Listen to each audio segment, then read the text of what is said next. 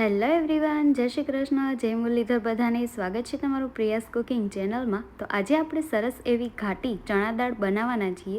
તો એના માટે મેં અહીંયા એક કુકરમાં તેલ લીધેલું છે. તેલ ગરમ થઈ જાય એટલે 1 ચમચી જીરું અને સમારેલી 1 નંગ ડુંગળી અને ટમેટુને ઉમેરી દઈશું.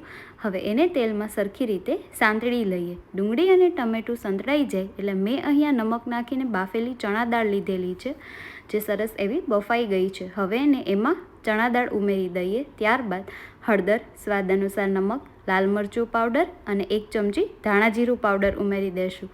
હવે ઉમેરેલા મસાલાને સરખી રીતે મિક્સ કરી દઈએ અને મિક્સ થઈ જાય ત્યારબાદ આપણે એમાં અડધો ગ્લાસ પાણી ઉમેરી દઈશું, જે એકદમ ઘટ રસા સાથે બનીને તૈયાર થશે. તમારે રસાવાળી રાખવી હોય તો પાણીનું પ્રમાણ થોડું વધારે કરી શકો છો. હવે પાણી ઉમેરાઈ ગયા બાદ ઢાંકણ ઢાંકી અને માત્ર 2 સીટી આપણે કરી લેશું, કારણ કે દાળ આપણી બાફેલી છે. 2 સીટી થઈ જાય એટલે તુરંત આપણે બાકી રહેલી હવાને કાઢી લેશું. ઢાંકણ ખોલી અને ઉપરથી કોથમરી ઉમેરી દઈએ. તો તમને આ રેસીપી કેવી લાગી કમેન્ટ કરવાનું ચૂકશો નહીં. હજુ સુધી વિડીયો લાઇક ન કર્યો હોય તો લાઇક કરી દો. ચેનલ પર પહેલીવાર હોય તો લાઇક અને સબસ્ક્રાઈબ કરી દો. સાથે બેલ આઇકન દબાવો અને ચેનલની વિઝિટ અવશ્ય કરજો.